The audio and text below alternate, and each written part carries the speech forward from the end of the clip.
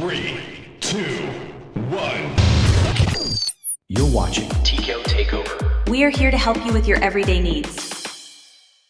To run Android TV on your PC using a USB drive without altering your existing system, start by downloading the necessary Android TV ISO file from the provided Google Drive link.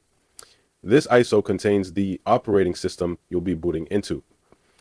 Next, download and install a tool called Rufus from its official website. This utility will allow you to create a bootable USB drive. Open Rufus, select your USB drive from the device drop-down menu, and then choose the downloaded Android TV EISO as the image file. Set the file system to 30 seconds to FAT. 30 seconds. Wait for Rufus to complete the process.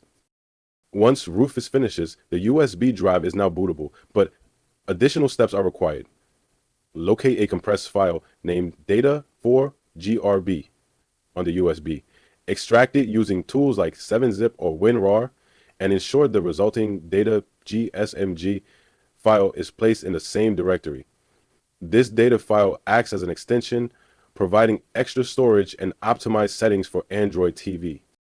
Restart your computer and access the boot menu. This often involves pressing keys like F12 or S during startup. From the boot menu, select the USB drive and hit enter. The system will boot into Android TV. Follow the setup process, choose your language, and connect to a Wi-Fi network, or use an Ethernet cable if Wi-Fi is unavailable.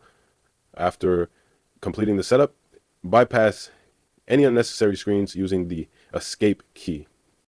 You now have a fully operational Android TV system running directly from your USB drive.